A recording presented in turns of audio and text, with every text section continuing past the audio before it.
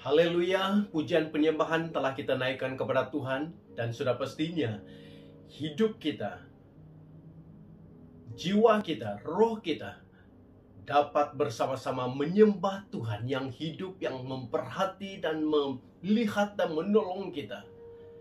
Dan kita sangat mengalami hadirat Tuhan dalam kehidupan kita. Dan kita tahu bahwa kekuatan yang sebenar daripada Roh Allah yang menguasai seluruh kehidupan kita, walaupun dalam keadaan pandemik yang sukar bagi kita. Sebelum kita mendengar firman Tuhan, mari kita datang kepada Tuhan. Saya pimpin kita di dalam doa. Bapa di surga, terima kasih di atas kebaikan-Mu, penjagaanmu, pemeliharaanmu, dan pertolonganmu.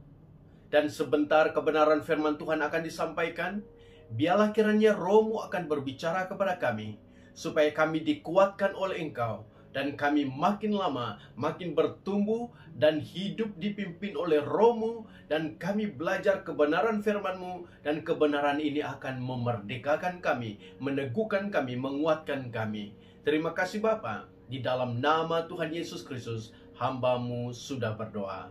Amin. Saudaraku, kita telah belajar seluruh Injil Yohanes pada beberapa bulan sebelum ini dan berakhir pada minggu lepas. Dan pada kali ini, pada minggu ini dan juga bulan-bulan seterusnya, kita akan belajar dengan kitab Kisah Para Rasul.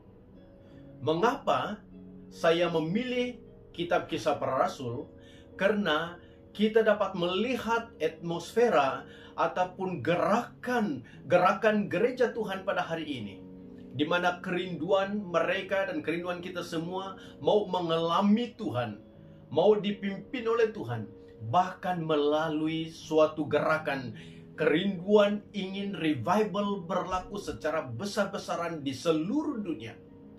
Berarti revival terjadi karena ada sejarahnya yang terdapat di dalam Kisah Para Rasul. Berarti menyebut tentang Kisah Para Rasul sebenarnya adalah suatu permulaan gereja awal, sehingga mereka mengalami revival yang sesungguhnya. Dan revival itu terjadi karena lawatan Roh Tuhan sendiri. Amin. Dan itu kita akan belajar firman Tuhan melalui Kisah Para Rasul ini.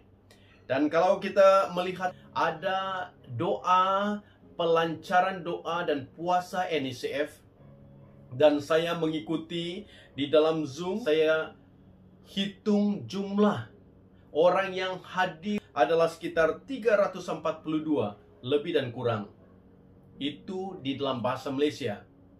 Dan di dalam bahasa Inggris, di dalam YouTube, saya juga ikut sekitar 2.584 lebih ataupun kurang. Berarti nampaknya masa yang sangat tepat untuk kita melihat suatu kehausan yang sangat besar dalam kehidupan pribadi-pribadi. Tidak kira gereja, denominasi apa, tetapi suatu hal yang nyata, yaitu tubuh Kristus sangat merindukan lawatan Tuhan, melawat gereja-gerejanya, melawat umatnya. Dan kita sepakat sehati berdoa dalam 40 hari ini, jelas menyatakan suatu perkara yang kita mau adalah sesuatu transformasi, sesuatu perubahan terjadi dalam negara kita. Bukan saja dalam negara kita, tetapi di seluruh dunia. Dan nampaknya kerinduan ini benar-benar berlaku dalam setiap pribadi, dan termasuk kita, gereja Tuhan pada hari ini. Dengan itu, kita akan belajar Kisah Para Rasul yang dibaca pada awal ibadah tadi, di dalam Kisah Para Rasul pasal 1 ayat 1 hingga ayat 26. Kita akan belajar kisah tersebut tentang urapan saksi Kristus. Itu tema pertama, urapan saksi Kristus. Saudaraku, bila kita melihat kitab Kisah Para Rasul ini merupakan kelanjutan dari Injil Lukas dan buku pertama sejarah misi gereja. Injil Lukas ditulis oleh Dr. Lukas, Kisah Para Rasul juga ditulis oleh Dr. Lukas. Dia merupakan kelanjutan Injil Lukas, dan kisah diceritakan dalam Kisah Para Rasul ini. Dan kata kisah di sini menunjukkan bahwa apa yang tertulis merupakan tindakan nyata, bukan mimpi, teori, atau spekulasi. Sedangkan kata para rasul menunjukkan pada rasul-rasul yang sungguh-sungguh mengerjakan amanat agung Tuhan Yesus, seperti mana terdapat dalam Matius 28 ayat 19 hingga 20. Dan mulai menyebarkan Injil sampai ke ujung dunia. Dan tokoh terutama yaitu Rasul Petrus dan Rasul Paulus. Dan kisah para rasul juga dinamakan kisah Roh Kudus karena memang kitab ini mencatat karya Roh Kudus yang bekerja melalui para rasul. Berarti kita dapat melihat kisah para rasul ini dapat disebut juga kisah Roh Kudus yang bekerja di dalam seluruh keberadaan, seluruh kehidupan, di dalam kehidupan pribadi-pribadi rasul-rasul sendiri, bahkan semua orang yang percaya kepada Tuhan adalah hasil daripada pekerjaan Roh Kudus. Amin. Dan kita dapat melihat penulis kitab ini adalah Lukas, seperti mana yang saya sebut tadi. Dia adalah dokter, dan ia adalah sahabat Rasul Paulus. Karena kita dapat melihat dalam Kisah Para Rasul pasal 16 ayat 10 hingga 11, dan pasal 20 ayat 5 hingga ayat 5, dan pasal 21 ayat 1 menyatakan perkara itu. Dan juga penulis Injil Lukas, seperti mana yang saya sebut pada awal tadi. Dan Kisah Para Rasul ditulis sekitar tahun 62 hingga 63 Masehi, dan dialamatkan kepada Theophilus, orang yang sama dengan alamat Injil Lukas. Dan Lukas tidak bermaksud menulis hanya untuk satu orang saja, namun lebih luas kepada semua orang yang percaya kepada Tuhan. Dan seperti dalam Injil Lukas, ia mengalamatkan kisah para rasul kepada orang-orang non-Yahudi, bukan Yahudi, yang berlatar belakang kafir, sehingga mereka akan melihat perbuatan-perbuatan Allah, dan melalui iman mereka dikuatkan. Amin, saudaraku. Kita akan lihat siapa Theophilus nanti. Dan kita dapat melihat kisah para rasul mencatat penggenapan awal dari amanat agung Tuhan Yesus sendiri. Dan perkataan terakhir Tuhan Yesus sebelum kenaikannya ke surga dalam Kisah Para Rasul pasal 1 ayat 8, itu ayat kuncinya, tergenapi secara sempurna dengan berkata, tetapi kamu akan menerima kuasa kalau Roh Kudus turun ke atas kamu, dan kamu akan menjadi saksiku di Yerusalem dan di seluruh Yudea dan Samaria dan sampai ke ujung bumi. Itulah perkataan terakhir Yesus sebelum kenaikannya ke surga. Amin, saudaraku. Dan tujuan kitab ini ditulis adalah pertama, untuk mencatat kelanjutan pelayanan Kristus dari surga atas segala sesuatu yang telah ia mulai kerjakan dan ajarkan di bumi. Di dalam Kisah Para Rasul pasal 1 ayat 1 mengatakan perkara itu. Dan tujuan yang kedua adalah memberikan gambaran tentang sejarah kelahiran, pembentukan, dan perkembangan gereja mula-mula. Perkembangan gereja dicatat dari Yerusalem, kata firman Tuhan, Yudea, Samaria, sampai ke ujung bumi. Dan tujuan ketiga adalah menunjukkan peranan Roh Kudus yang bekerja dalam dan melalui rasul-rasul untuk menjadi saksi Kristus dalam pemberitaan Injil dan pembangunan jemaat Tuhan. Itulah tujuan dari kitab ini ditulis. Dan kita melihat bagian Kisah Para Rasul mencatat dua tokoh utama seperti mana yang saya sebut sebentar tadi, yaitu Rasul Petrus dan Rasul Paulus, dan dibagi menjadi dua bagian. Kisah Para Rasul ini dibagi kepada dua bagian. Yang pertama, pasal 1 sampai pasal 12 adalah pelayanan Petrus di Yerusalem, dan pasal 13 hingga 28 adalah pelayanan Paulus ke daerah-daerah di luar Yerusalem sampai ke Roma.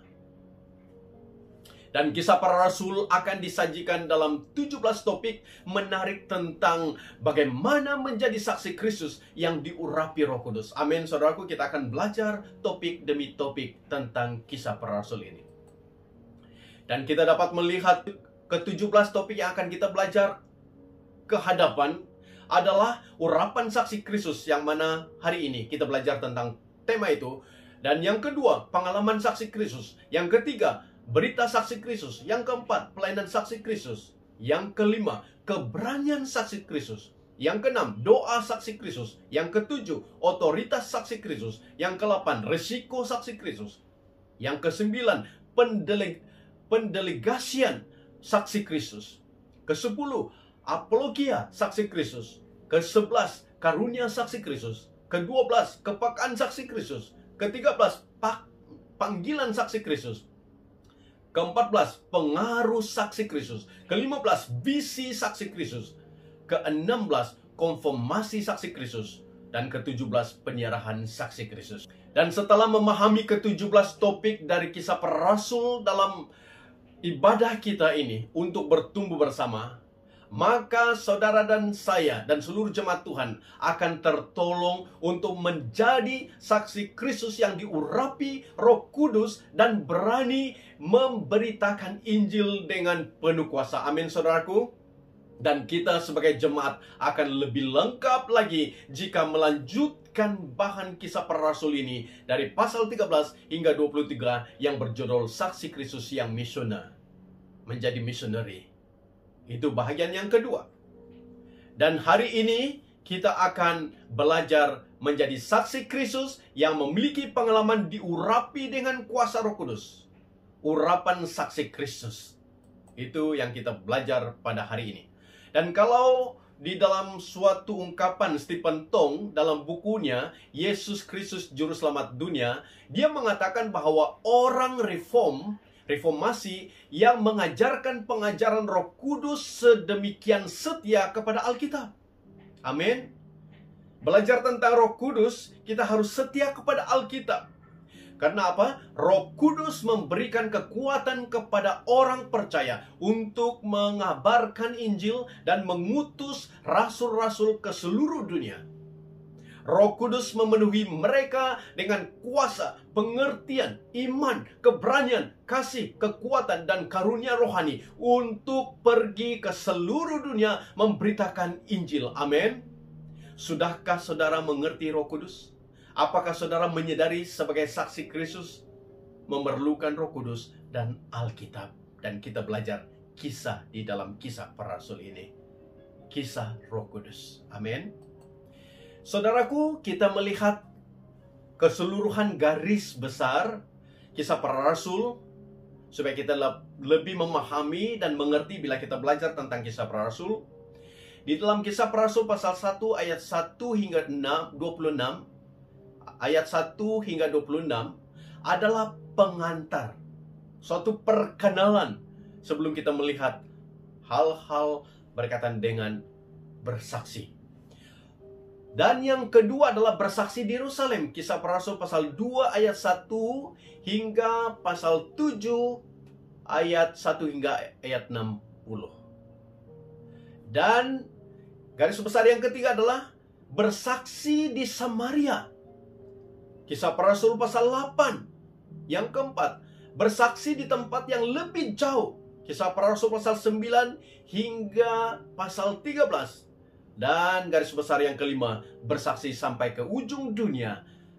Pasal 13 ayat 4 hingga pasal 28. Berarti itu merupakan suatu perjalanan kisah-kisah para rasul.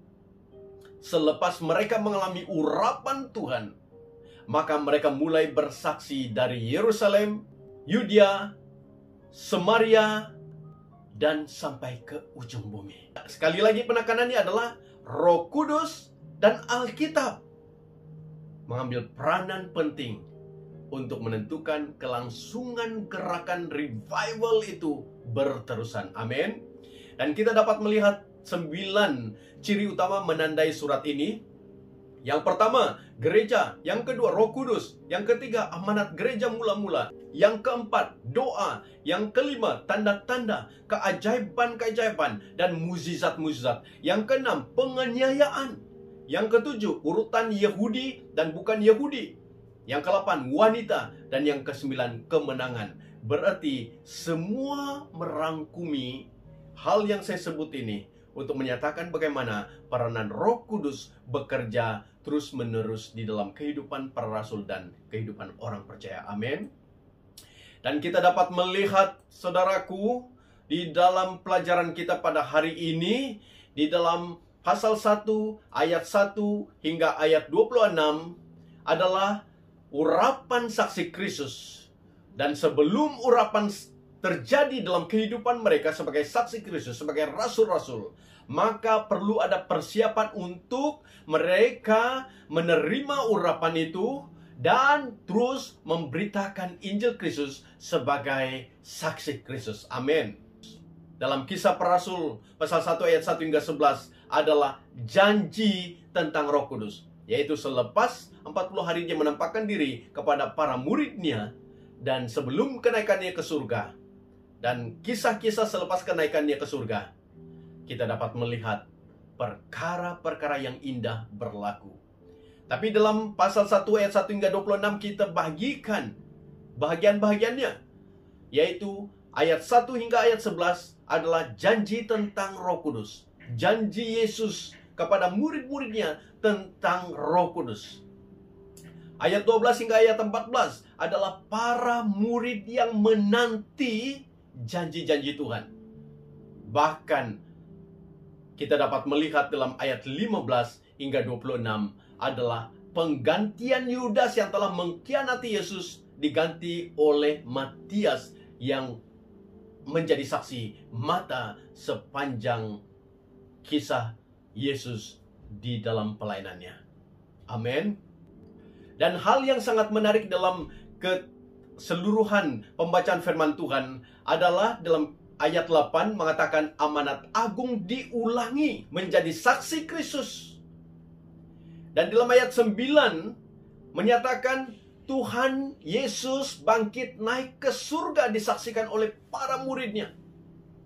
Dan yang keempat, ayat 14, para rasul berdoa.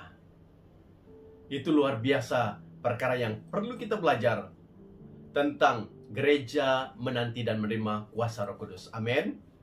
Dan kita melihat pula siapakah Theophilus yang mana surat Kisah Para Rasul ini ditulis kepadanya. Siapakah dia? Karena Injil Lukas ditulis oleh Dr. Lukas dan kitab Kisah Para Rasul ditulis juga oleh Dr. Lukas, sahabat Theophilus. Dan kita mau tahu siapakah Theophilus, tempat surat dialamatkan. Saudaraku, Theophilus disebut Theophilus paling baik. Di dalam Lukas pasal 1 ayat 3 menyatakan perkara tersebut. Theophilus paling baik, kata Lukas. Dan Theophilus adalah teman pribadi Dr. Lukas sendiri. Theophilus tinggal di luar Palestina, dia jauh dari Dr. Lukas. Dan itu sebabnya Dr. Lukas menulis surat dua kitab ini, Injil, Lukas, dan Kisah Para Rasul, untuk disampaikan, untuk dibaca oleh Theophilus. Dan kita dapat melihat Theophilus adalah seorang yang mempunyai pendidikan dan budaya yang tinggi. Dan nama Theophilus bermaksud dicintai atau disayangi oleh Tuhan atau sahabat Tuhan. Saudaraku, itu tentang Theophilus.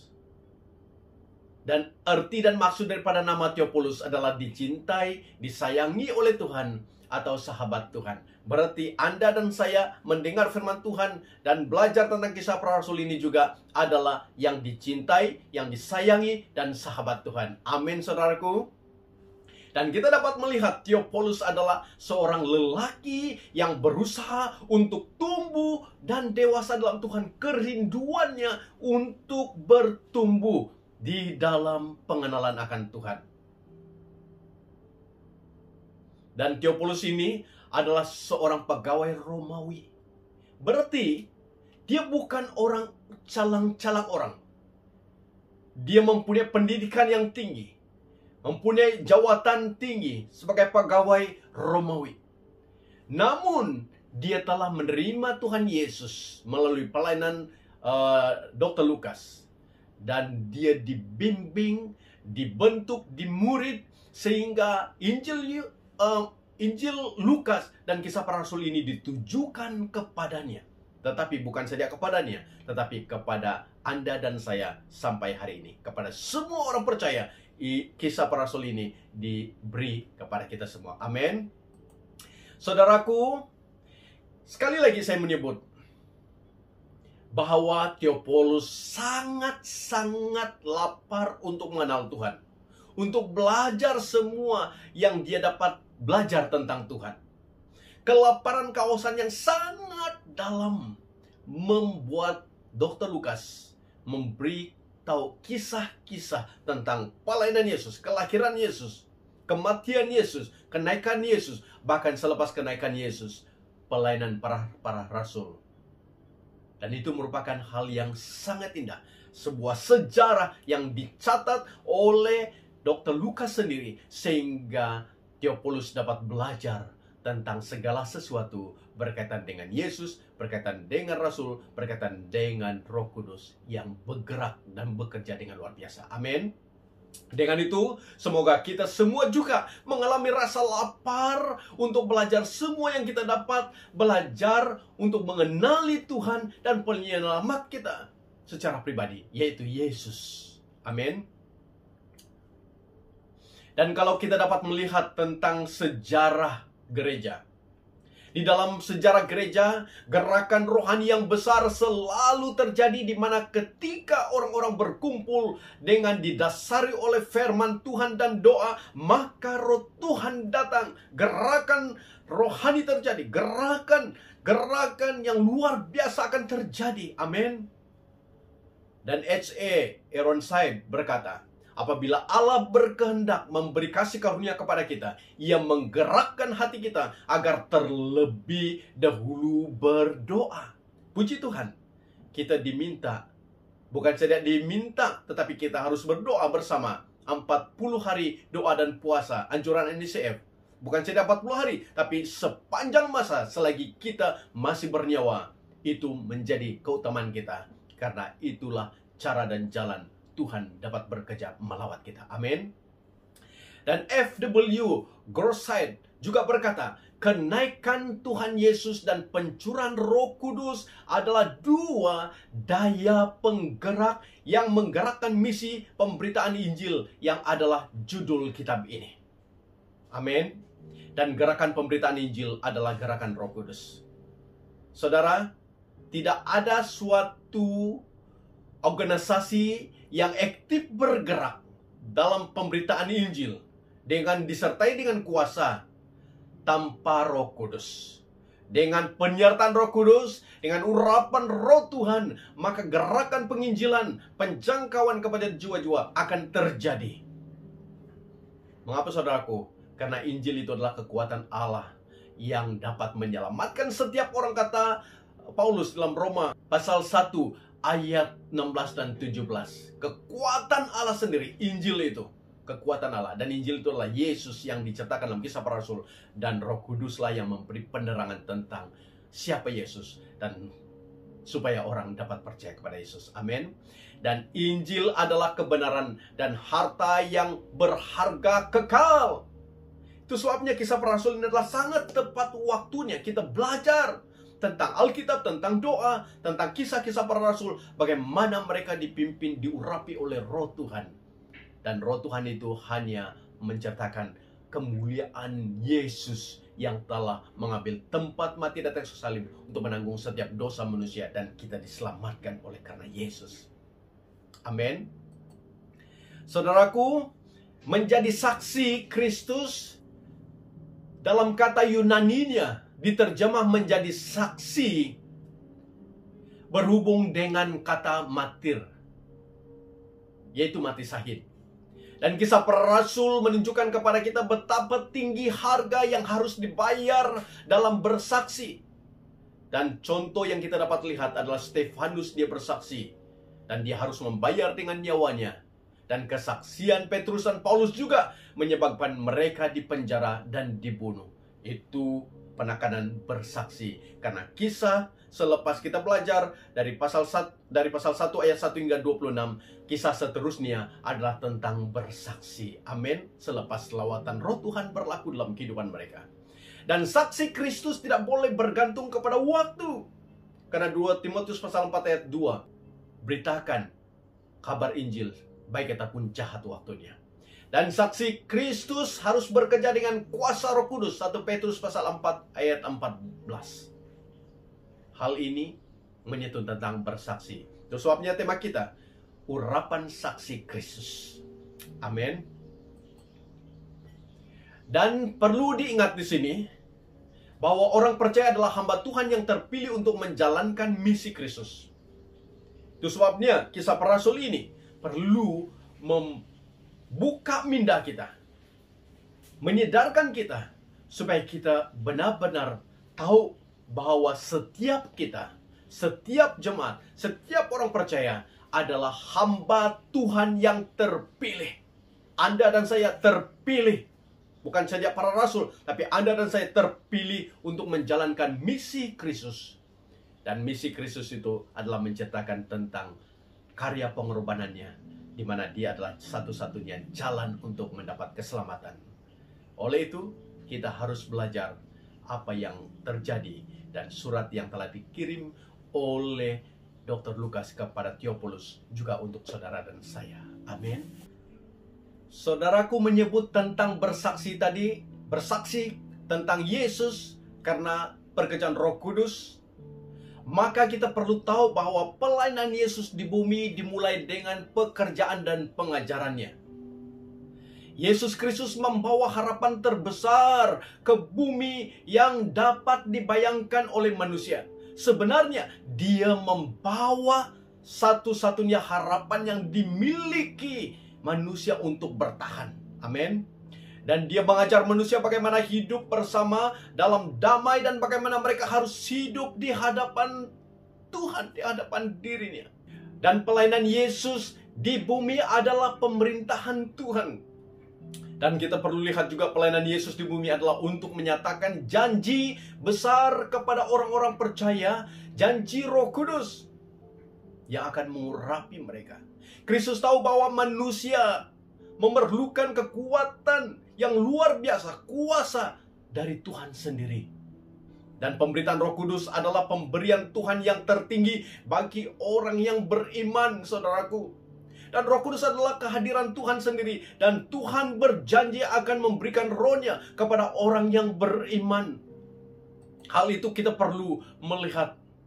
Karena apa, saudaraku? Karena firman Tuhan dalam Matius pasal 3 ayat 11 mengatakan, aku membaptis kamu dengan air untuk pertobatan, kata Yohanes Pembaptis. Tetapi setelah aku akan datang orang yang lebih kuat daripada aku, yang seliparnya aku tidak sesuai untuk dibawa. Dia akan membaptis kamu dengan Roh Kudus dan dengan api. Amin, saudaraku. Di dalam Yohanes pasal 14 ayat 16 hingga ayat 17 mengatakan, karena dia hidup bersama kamu dan akan ada di dalam kamu. Saudaraku, di dalam bagian firman Tuhan ini, kita hanya melihat perkenalan untuk membawa kita lebih bersedia mengalami Tuhan, mengalami urapannya. Sebagaimana yang saya sebut sebentar tadi di dalam ayat 1 hingga ayat 11, janji tentang Roh Kudus. Saudaraku, Yesus memberi janji untuk mengirim Roh Kudus. Dan kalau Roh Kudus turun, maka kamu akan menerima kuasa menjadi saksi Kristus. Dan juga di dalam ayat 12 hingga 14 tentang para murid yang menanti selepas Yesus naik ke surga.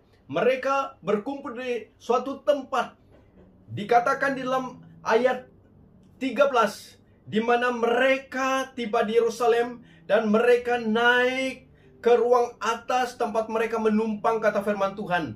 Dan di situ para murid mereka bukan saja berada di dalam rumah tersebut, tetapi mereka sedang mereka mengambil masa untuk berdoa. Dikatakan dalam firman Tuhan di dalam ayat 14, mereka semua bertekun dengan sehati dalam doa bersama-sama. Saudaraku, mereka menanti janji Tuhan. Tapi mereka bukan menanti sembarangan duduk tanpa berbuat apa-apa. Tetapi yang mereka lakukan adalah mereka sehati dalam berdoa bersama-sama.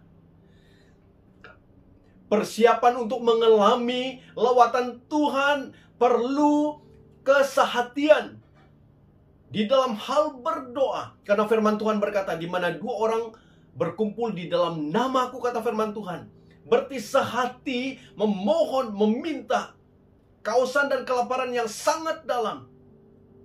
Dan hal itu akan terjadi. Tetapi sebelum itu terjadi, doa perlu ada.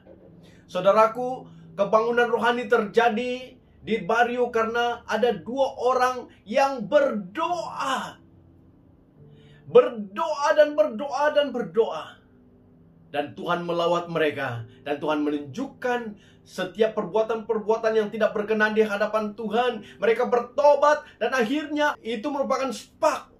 Percikan api kebangunan rohani terjadi sebab dua orang berdoa. Saudara, luar biasa bila Tuhan berjanji untuk mencurahkan Roh Kudus-Nya. Tanpa doa, sehati berdoa bersama-sama, maka tidak akan terjadi apa-apa revival. Tetapi murid-murid Tuhan di dalam firman Tuhan yang kita baca tadi, mereka sehati dalam berdoa bersama-sama, menunggu dan menunggu. Amin. Bagian ketiga, saudaraku, dalam ayat 15 hingga 26 adalah penggantian Yudas. Memang Yudas telah mengkhianati dan telah menggantungkan diri, dan sekarang ini mereka tinggal 11 orang rasul. Dan mereka memerlukan seorang pengganti Yudas, mengganti tempat Yudas. Dan mereka perlu membuat undi, memilih. Ayat 23, dua nama dicadang oleh mereka yang berkumpul masa itu adalah Yusuf yang disebut Barsabas dan juga bernama Justus. Itu nama Yusuf. Seorang yang dicadang adalah Yusuf yang disebut Barsabas ataupun Justus. Dan yang kedua adalah Matias. Dan mereka sebelum membuang undi, mereka berdoa. 120 orang ini berdoa sehati, memohon kehendak Tuhan, mencari kehendak Tuhan. Dan bila mereka membuat undian, Matias terpilih. Karena Matias salah seorang murid Yesus, pengikut-pengikut Yesus, yang memang telah melihat pelayanan Yesus sejak pembaptisan Yohanes Pembaptis membaptis Yesus sampai kenaikan Yesus ke surga. Matias adalah saksi mata. Dan melalui pemilihan ini jelas mempersiapkan mereka untuk menerima jabatan, bahkan mulai bergerak di dalam gerakan kerasulan kepada dunia Yahudi di Yerusalem dan dunia orang yang bukan Yahudi di luar Yerusalem. Saudaraku, inilah persiapan-persiapan yang telah mereka buat. Dan jelas menyatakan doa itu sangat penting untuk mengalami revival. Bukan saja doa, tetapi kebenaran-kebenaran firman Tuhan yang perlu kita kaji selidik dan kita baca dan kita belajar. Maka Roh Kudus datang untuk menyatakan, mengungkapkan kebenaran-kebenaran di dalam Injil tentang siapa Yesus. Dan hal itu akan berlaku dan membuat kita siap untuk menerima lawatan Tuhan. Amin. Menunggu dalam doa. Menunggu dalam doa. Menerima Roh Kudus. Menunggu, memusatkan dan memusatkan perhatian seseorang kepada Tuhan adalah cara lain untuk mengatakan percaya, mempercayai, dan memfokuskan hidup seseorang kepada Tuhan. Dan sekiranya seseorang akan menunggu Tuhan, Jika dia akan belajar untuk menunggu lebih banyak lagi, dia akan mendapat lebih banyak kesadaran akan kehadiran dan kuasa Roh Kudus. Itu perlu Anda dan saya alami. Menunggu dalam doa untuk menerima lawatan Tuhan. Amin. Dan orang yang beriman harus mendengar dan memusatkan perhatiannya, kelaparannya, dan dahaganya untuk perkara-perkara Tuhan. Seperti mana Theophilus yang sangat dahaga dan lapar akan kebenaran firman Tuhan. Sehingga Injil Lukas dan Kisah Para Rasul ditulis khusus untuk diberi kepadanya untuk memenuhi kerasa haus dan lapar akan kebenaran. Dan terpenuhi. Dan Injil Lukas dan Kisah Para Rasul juga untuk Anda dan saya. Amin. Keprihatinan orang percaya adalah untuk melayani, menyatakan keselamatan Kristus yang mulia dan memenuhi tangisan dunia yang terkubur dalam keperluan yang sangat-sangat besar ini. Oleh itu, Anda dan saya tidak ada kekuatan berjalan sendiri, tetapi kekuatan Anda dan saya adalah kekuatan perlengkap orang percaya adalah kekuatan Anda dan saya adalah kekuatan dari Roh Kudus. Perlu mengalami kehadiran dan kuasa Tuhan dalam hidup kita. Dan pengalaman itu akan menjadi pengalaman yang sangat indah di dalam pribadi setiap kita yang percaya kepada Tuhan. Dan bila Anda dan saya telah dipersiapkan oleh Tuhan, oleh Roh Kudus yang dijanjikan oleh Tuhan, maka Anda ditugaskan oleh Tuhan untuk misinya dilaksanakan kepada umat di muka bumi ini. Dan Anda diberi janji kuasa Tuhan menyertai dan mengurapi hidupmu. Amin, saudaraku. Dan penekanan pada kali ini di dalam bagian firman Tuhan yang kita belajar adalah bertekun sehati di dalam doa. Bertekun sehati di dalam doa, menanti lawatan Tuhan untuk terjadi dalam kehidupan pribadimu, dalam kehidupan kita berjemaat, dalam kehidupan gereja-gereja Tuhan di seluruh dunia. Sehati bertekun di dalam doa, sehati bertekun di dalam doa, menunggu dan menunggu. Dan kita akan lihat apa yang terjadi selepas mereka menunggu di dalam pasal berikutnya. Kiranya melalui kebenaran firman Tuhan ini menguatkan engkau, menyiapkan engkau, mempersiapkan Anda, mempersiapkan setiap kita untuk menerima lawatan Tuhan dalam kehidupan kita. Jadilah orang yang sangat lapar dan haus dengan kebenaran-kebenaran firman Tuhan. Sangat lapar dan haus akan lawatan Tuhan. Sangat haus dan lapar akan suatu revival terjadi. Dan Theophilus adalah contoh terbaik. Sehingga Injil Lukas dan Kisah Para Rasul dialamatkan kepadanya untuk mempersiapkan dia mengalami hal-hal yang sangat indah. Dan sudah pastinya Theophilus telah mengalami lawatan Tuhan. Dan dia menjadi saksi di kalangan orang-orang yang sama bekerja dengan dia. Sebagai pegawai Romawi, dan tidak dikisahkan kisah-kisahnya, tetapi jelas bahwa Injil kebenaran yang dia terima itu telah mengubah hidupnya sehingga dia menjadi kesaksian-kesaksian yang hidup. Sehingga Dr. Lukas benar-benar memberikan tumpuan, fokus dan perhatian untuk membimbing Theophilus untuk menjadi orang yang benar-benar dapat bergerak di dalam gerakan kuasa Tuhan. Amin. Dan kita belajar Kisah Para Rasul ini seperti mana Theophilus belajar. Dan bila kita belajar untuk menanti Tuhan di dalam doa kita, sehati bertekun di dalam doa, maka lawatan Tuhan akan terjadi. Revival selalu terjadi bila lawatan Tuhan terjadi. Bila revival selalu terjadi bila perkara ini dibuat, yaitu menunggu, menanti di dalam doa, sehati bertekun, berdoa di dalam kesungguhan dan kelaparan untuk dilawat oleh Tuhan. Dan belajar firman Tuhan, dan merindukan lawatan Tuhan. Akhirnya Tuhan melawat Anda dan saya. Tuhan Yesus memberkati. Semoga perkenalan Kisah Para Rasul dapat membawa kita mengerti selanjutnya cerita dan kisah-kisah yang diceritakan dalam Kisah Para Rasul. Dan sekali lagi saya sebut, peranan Roh Kuduslah yang paling penting di dalam gereja Tuhan. Pada awal gereja Tuhan dimulai di Yerusalem, dan hari ini adalah hasil daripada pekerjaan Roh Kudus membawa banyak orang bertobat dan bertobat sampai kita dan generasi kita adalah generasi yang di akhir zaman ini perlu dikuasai oleh Roh Kudus. Tuhan Yesus Kristus memberkati saudara dan saya, dan kita berdoa sebelum kita mengakhiri ibadah ini.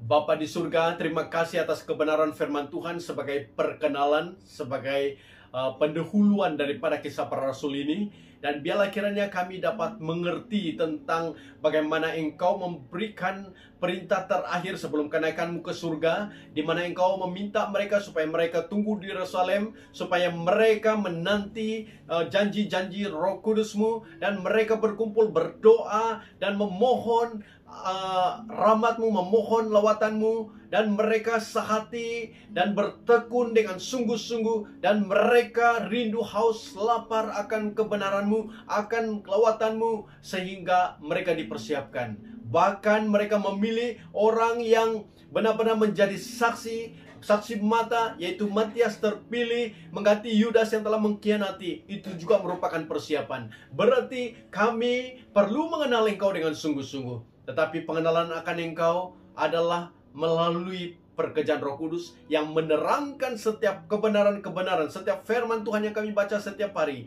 akan lebih jelas tentang apa yang harus kami tanam, apa yang harus tertanam, harus ditanam dalam kehidupan kami, sehingga kami benar-benar memahami amanat-Mu untuk kami beritakan Injil-Mu kepada setiap orang, menjadi saksi supaya kami benar-benar dapat bergerak di dalam pimpinan kuasa Roh Kudus.